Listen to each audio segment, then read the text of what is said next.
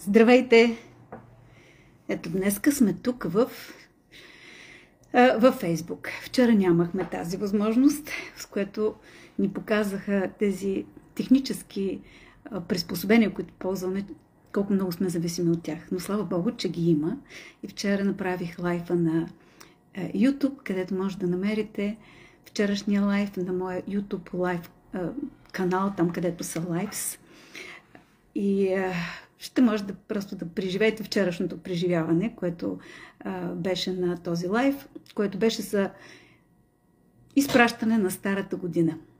И сега добре дошли на този лайф 12 декември, за да можем да посрещнем новата година, да се подготвим да посрещнем новата година с отворени обятия, да приемем благоденствие, радости, да наречем тези радости, които ги искаме, да ги наречем и да ги посрещнем.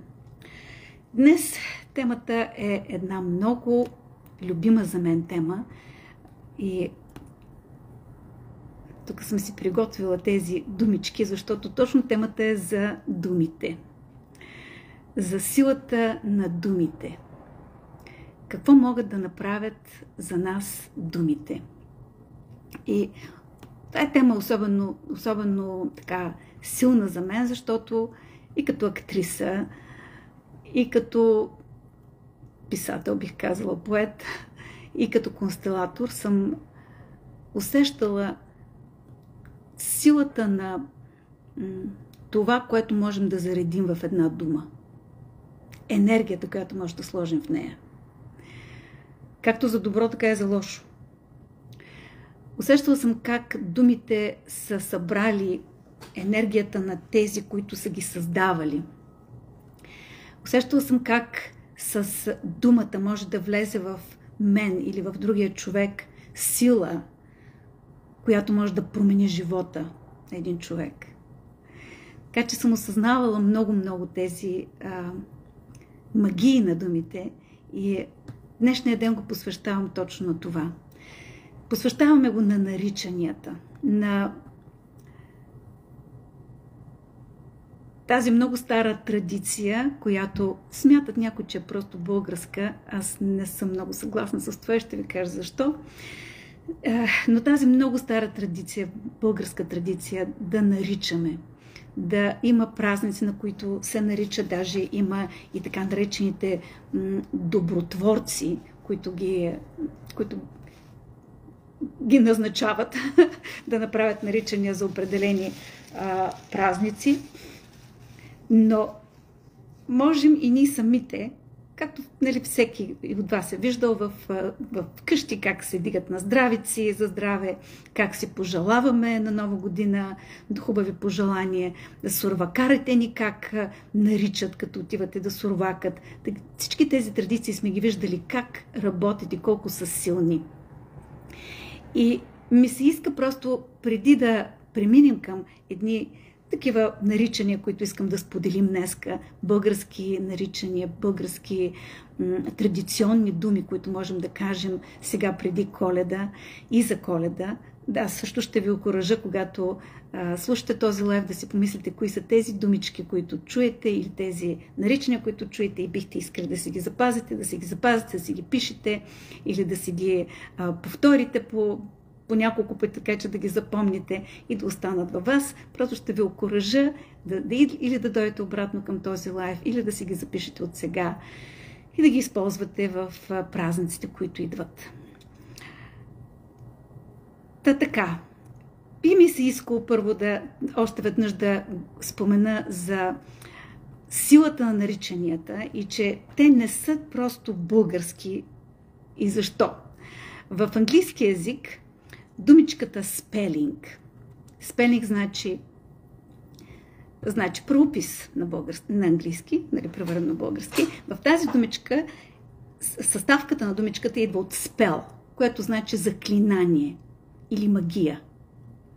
От това можем да разберем колко силно се вярва в това, не само в българския, а просто в световен мащаб. Хората колко разбират силата на думите като магия.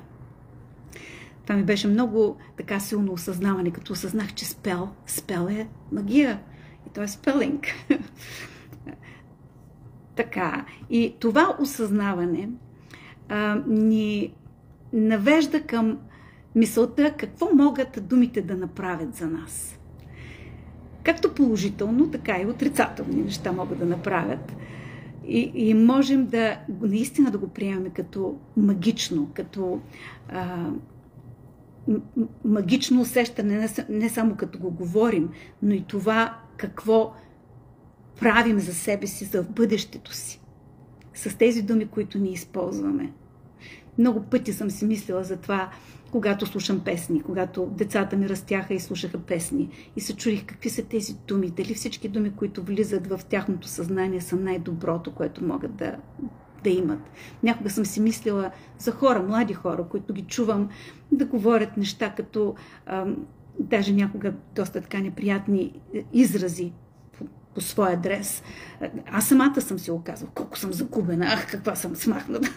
Всички тези думички, какво казвам на себе си, какво си слагам в съзнанието.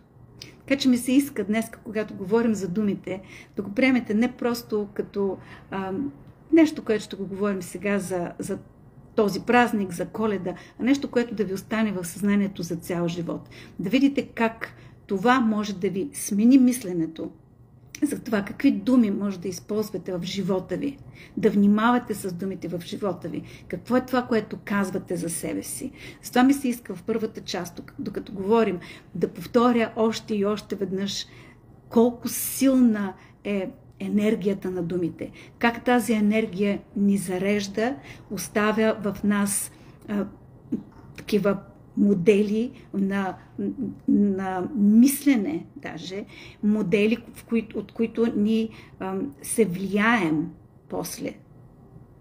Дали сме казали думички за себе си, или ще сме ги помислили даже, но особено казването. Казването е наричане. Казването е магичност. То произнесено в пространството вече започва да съществува. Затова има значение това, което ще правим днес с тези наричания. Когато го кажем, то започва да съществува в това пространство. Казаното. Затова има и на български нека казаното да бъде сторено, но това ще говорим по-късно, защо се казва сторено. Тази магия е силна за всеки ден в нашия живот. Тя ни дава смисъл и израз на нашите желания, на нашите мисли и на това, което създаваме в живота си. Така, значи в днешния ден ще говорим за тези настройки, за тези думи, които са наситени с обич, с добрина, с вяра, с желание да направим нещо по-добро в живота си. Всички тези думи имат смисъл за това какво си пожелаваме за себе си. И вчера, когато говорих в този лайф за изпращане на Старата година, говорихме за благодарността към всичко, което ни се е случило, но и за настройката за бъдещето. И в тази настройка аз ви споменах как може да използвате всички стихии, за да може просто да ви помогнат във вашето желание да се постигне. Ето за това и днеска съм сложила тук една свещичка, за да може тази стихията на огъня да ни помогне. Тя е сложена във вода, която може да ни помогне.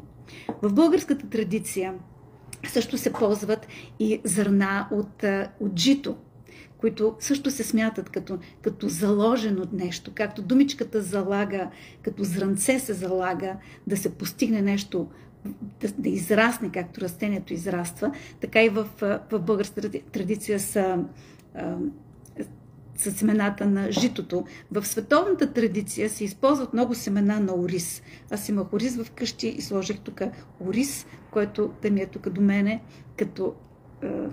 като символ. И в вашите наричания по Коледа също може да си сложите такива зрънца, в които просто да почувствате, че зърното, което слагаме, думичките са като зърна, които ги зареждаме, ги слагаме като зърното, което ще порасне после и ще направи растението, плода по-късно. Това много така ми се иска да го усетите, че сте силни това да го направите, че имате тази способност да го направите.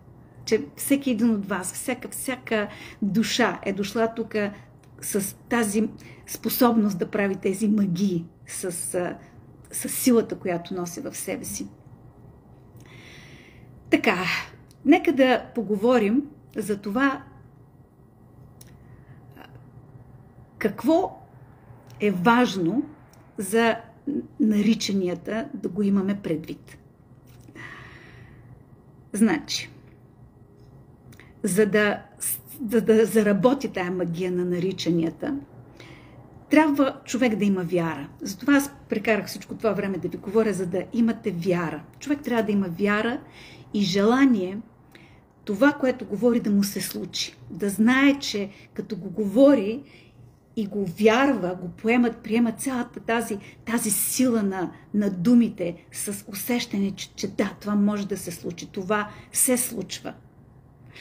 Да има наситени думи с любов, с добрина, с добри намерения. И това е много важно. Намерението да бъде добро, да бъде положително. Значи, това е следващия етап. Първо е да имаме вяра, второ да имаме положително намерение. Да използваме думички само, които могат да носят нещо положително за нас. И това е следващото важно нещо, че тези намерения, които ги изказваме, особено ако са нещо много конкретно, трябва да бъдат отнесени за нас самите. Никой от нас няма как да знае какво другата душа на друг човек е дошла тук да преживее. Даже децата ни идват като самостоятелни души, за които даже и да пожелаем най-доброто. Щастието, то ни се полага. То е хубаво да го пожелаем. Но и тогава, ако искаме нещо конкретно да пожелаем за този човек, трябва да знаем, че този човек, нашето дете, нашия родител, си имат право на техния си избор. Какво е това конкретно нещо, което ще си пожелаят? Заради това ви окуражавам, когато правите наричания. Да, наричането за щастие, за благодат, за благоденствие може да се отнася и за вас, и за децата ви, и за близките ви, и за дома ви.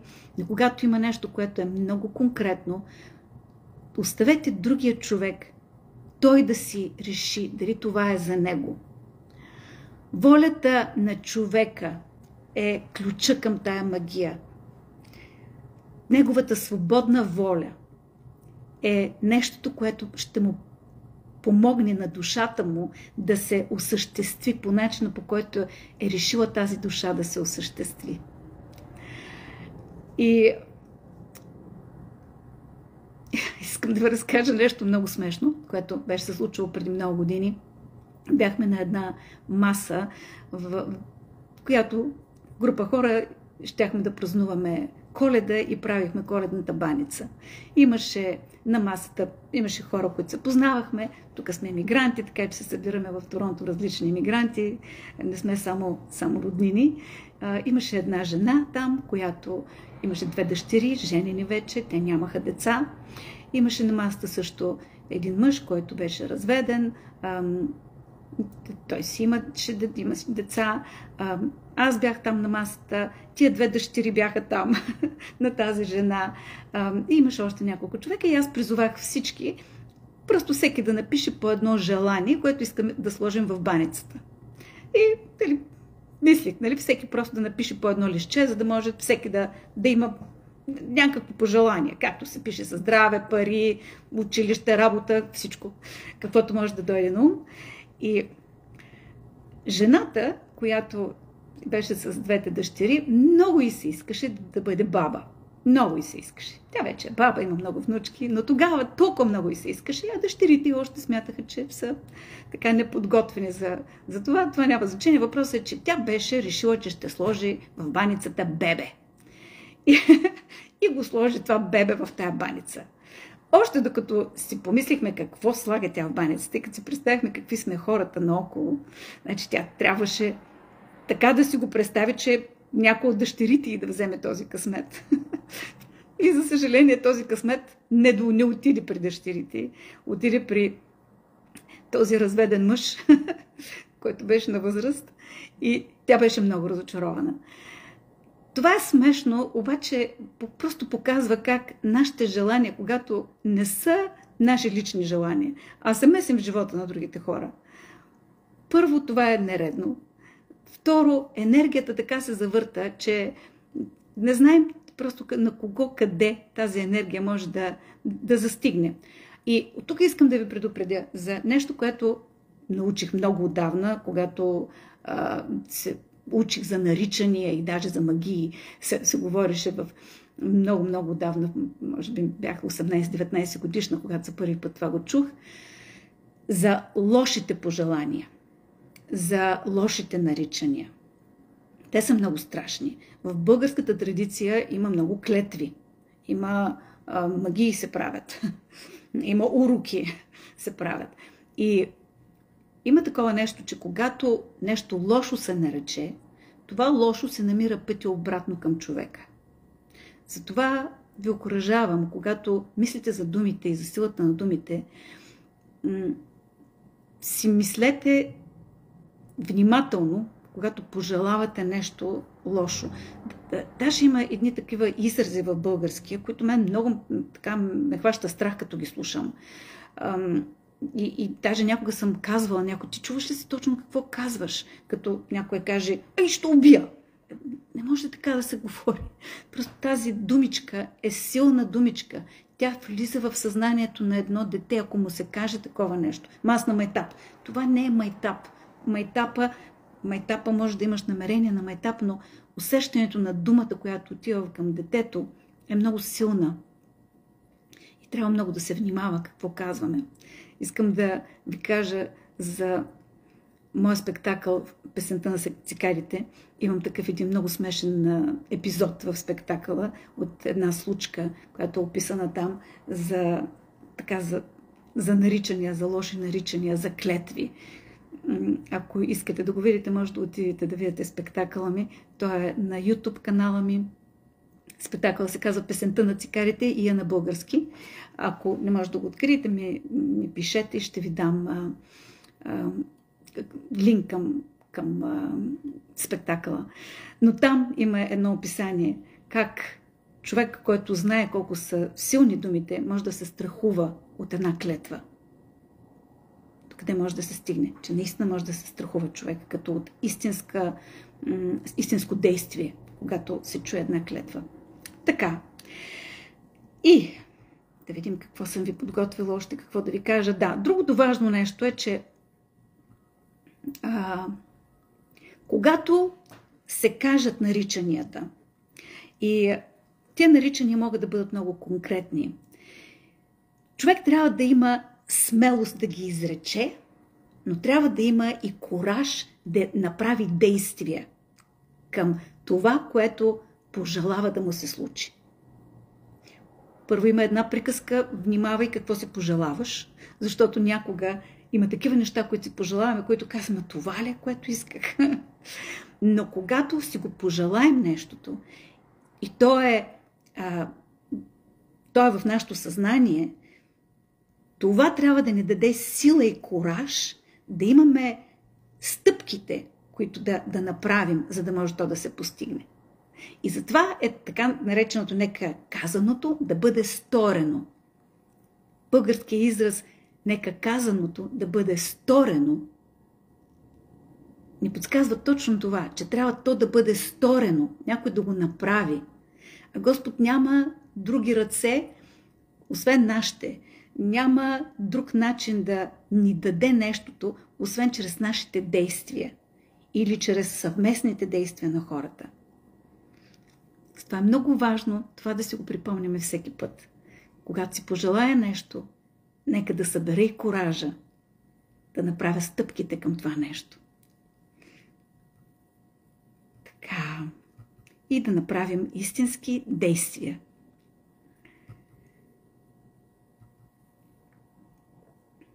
Така.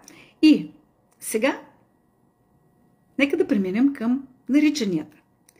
След малко ето сега тук съм ви подготвила един лист с фолклорни наричания и благословии, които,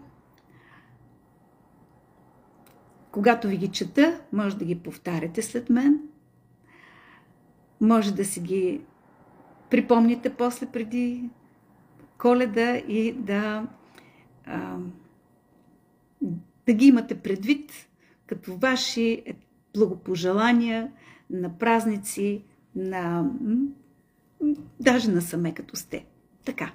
Значи, ето фолклорни наричания и благословии. Български фолклорни наричания и благословии. За здраве и благополучие. Да е здрава годината. Да има мир в домовете ни. Изобилие в хамбарите и радост в сърцата ни. За плодородие. Както зранцето дава плод и земята се отплаща с изобилие, така и домът ни да е пълен с дарове и радост през годината. Както зранцето дава плод и земята се отплаща с изобилие, така и домът ни да е пълен с дарове и радост през годината.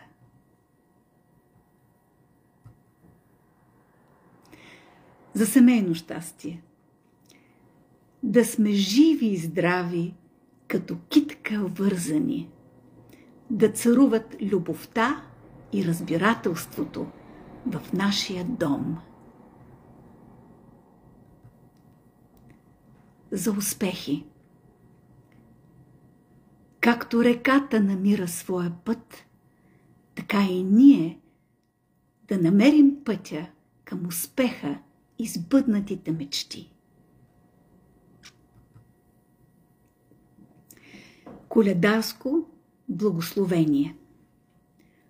От Бога здраве, от земята плод, от сърцата радост, а от дните добрини. Сега ще ви прочета няколко съвременни наричания и утвърждавания за лично щастие. Нека всяка стъпка в новата година бъде смела и уверена, всяка цел сбъдната и всяко преживяване ценно. За хармония и мир. Нека новата година донесе мир в мислите, хармония в душата и светлина в живота ни. За изобилие и късмет. Да бъдат дните ни изпълнени с възможности, нощите с вдъхновение, а годината с изобилие. За ново начало. Нека всеки изгрев ни носи нова надежда, всеки залез благодарност, а новата година нови перспективи. За любов. Любовта да ни бъде пътеводител, светлина и вдъхновение през цялата година.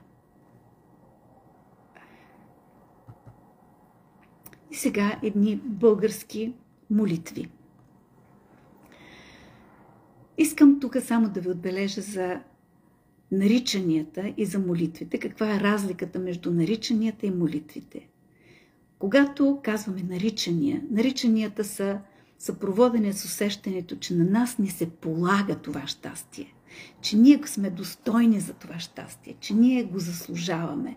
Ние сме дошли тук като същества от светлина, като Божии частици, които сме част от Божието сътворение, и това, което наричаме, че го приемаме, го наричаме, защото то ни се полага. А молитвата е свързана с искане, с призив да ни се помогне. И тя обикновено е свързана с това, което смятаме, че нямаме, че го нямаме. И затова даже в молитвата можем да сложим елемент на благодарност, все едно, че вече сме го поискали. Но ето това исках да ви кажа за разликата между настройката ни за наричанията в сравнение с молитвите. И така, значи сега ще ви прочета няколко молитви. Български молитви. Господи, дари ни със здраве, мир в душите и светлина в сърцата. Дай Боже здраве и берекет, любов и светлина за всеки дом. И в тези молитви ние искаме подкрепата, Божията подкрепа. Защото имаме тази нагласа, че Божието начало е някъде извън нас, макар че то е и в нас. Но усещането, че някъде отвън можем да имаме подкрепа, ни дава като че ли това усещане за сила, която идва към нас. И както се казва, че там, където са двама човека и повече, Бог е там. Затова просто ние сме настроени да чувстваме, че когато сме подкрепени отвън, имаме повече сила. Затова тези молитви имат тази сила за нас да се обърнем към Бог и да вярваме, че сме подкрепени от Бога и от силите на Вселената. Ето няколко други съвременни молитви на Джозеф Мърфи. Безкрайната мъдрост ме води, безкрайната любов ме вдъхновява, безкрайното изобилие е част от моя живот сега. Една световна молитва за мир. Нека има мир на земята и нека започне с мен. Това е моята голяма тема за мира, за това как мира в нас създава мира около нас. И има много смисъл в това да работим за нашето спокойствие, вътрешно спокойствие. Вчера много говорих за това в този лайв, който вчера направих, за вътрешното ни спокойствие. Това е и темата, която е заложена в моята програма, която започва на 10 януари. И ако някой от вас се вълнува от такава работа с мен, по-дълга работа, 8-седмична работа, в която има работа с констелации и коучинг, има актьорски упражнения, има много трансформиращи елементи тая програма. Тя е насочена точно към това. Да постигнем в себе си това спокойствие, този мир, който може да ни създаде спокойствието, да разберем нашата интуиция, да усетим нашата интуиция, да отидем на друго ниво в нашето личностно развитие, да можем да постигнем нови неща в живота си. И ако това е нещо, за което бихте искали да работите с мен, свържете се с мен, ще ви обърна внимание, ще видим дали ще можем заедно да работим. Програмата започва на 10 януари и съм готова да говоря с всеки един, който иска да се обърне към мен. А иначе, ако искате просто да имате консултации или констелации с мен, мога също да ви изпратя линк, за да можете да си запишете час и да можем да се срещнем за констелации, които също правят точно да постига точно това, човек да постигне в себе си спокойствие, да постигне осъзнавания, да постигне този мир в душата си. В тези констелации аз също използвам много методи, които говорихме за думите, за силата на думите. И това е нещо, което ми казват хората, че е много по-различно, когато идват при мои констелации, отколкото това, което виждат в констелациите на други хора, при които ходят. Може да ме се обадите и да ви дам също линк, за да имате среща с мен. Така, продължим с тази молитва. Една молитва за благодарност. Благодаря за живота, за възможностите и за любовта, която ме заобикалят всеки ден.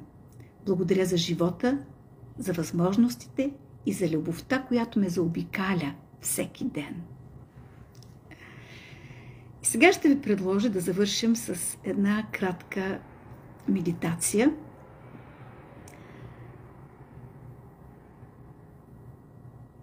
Можете да си затворите очите, да сложите краката си на земята, да не са кръстосани. Ръцете си може да ги сложите върху коленете си или да се отпуснете, да сте седнали удобно. И така както сте затворили очи, поемете си въздух. Вчера ви казах за тази въздишка, която много помага за отпускане. Въздишката, сега пак ще ви кажа как може да я направите. Поемате дълбоко въздух с диафрагмата и после още веднъж, така че се едно, че две поемания на въздух, така че да се напълнят дробовите с въздух. Задържате въздуха и бавно издишате. Може да издишате и през носа, но може и през устата. Да се издиша много бавно. И още веднъж. Поемете въздух. Напълнете си дробовете и още веднъж допълнително напълнете дробовете с въздух. Задръжте за няколко секунди и бавно издишайте през устата или през носа. Издишайте. И още веднъж. Поемете въздух. Втори път. Задръжте и бавно издишайте.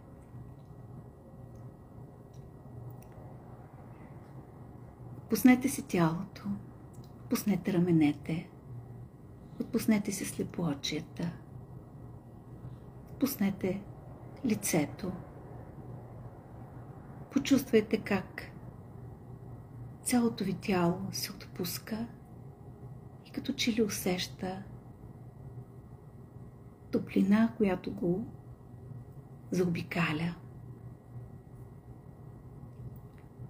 Усетете как тая топлина е светлина, която като че ли идва при вас някъде от новата година. Светлина, която ви облъхва, заобикаля ви. Усетете също как зад гърба ви като че ли идва друга топлина, която като че ли идва някъде от подкрепата ви, от вашия род, от вашето минало. Вижте как ви заобикаля светлина и топлина.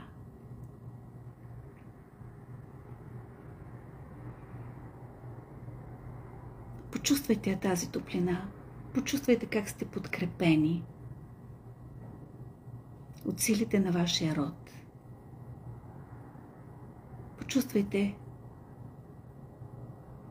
доброто, което е дошло до вас.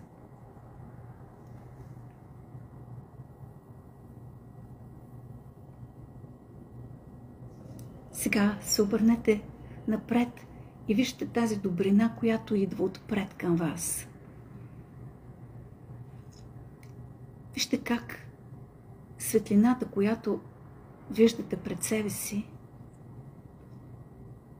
има лъчи, които стигат до вас и като че ли ви водят в някакъв път, които като че ли пробляскват пред вас да ви покажат пътя, по който ще вървите.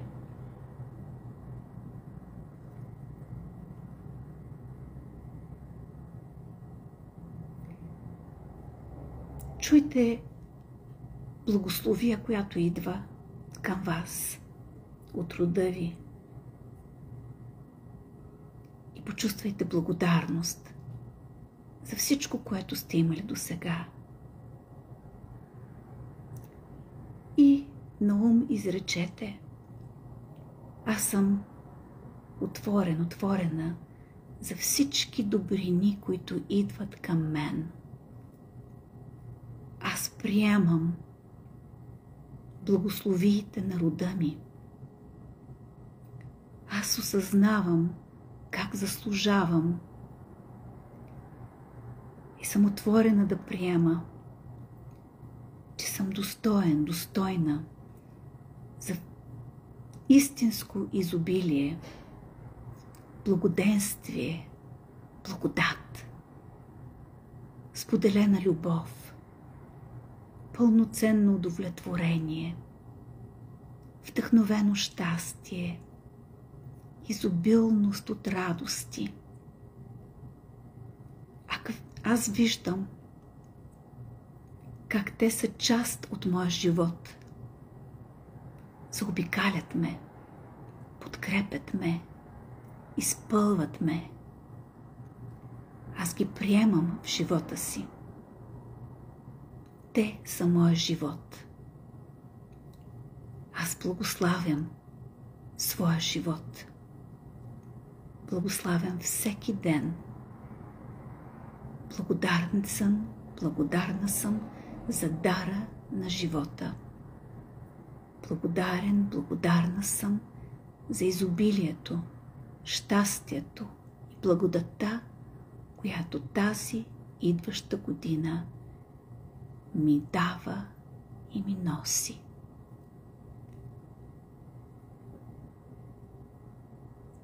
Представете си как светлината ви залива, облива от всички страни, като прегръдка. Ако имате желание, вдигнете си ръцете, за да поемете тази енергия. Ако искате, останете в покой и просто я приемете за сърцето си. Вижте тази енергия как изпълва сърцето ви, изпълва тялото ви. Може да сложите ръцете си на сърцето си и да кажете благодаря. Поемете си въздух. И когато сте готови, започнете да усещате тялото си, да се върнете към тялото, към усещанията си и да отворите очи. Как се чувствате?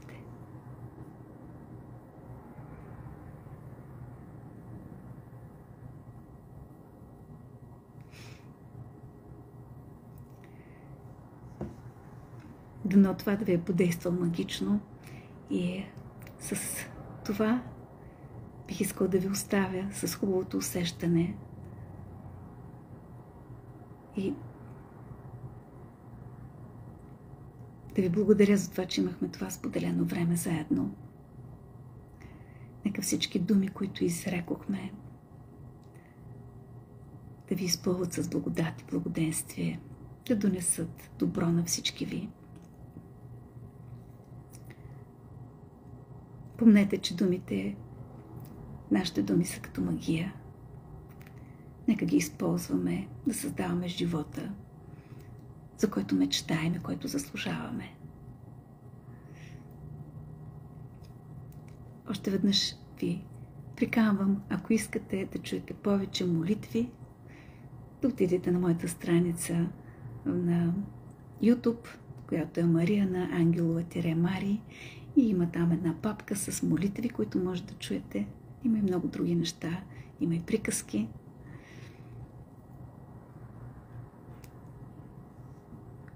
Бъдете благословени. Благодаря ви за доверието. Бъдете здрави и щастливи. Щастливи коледни празници ви пожелавам. И до следващия.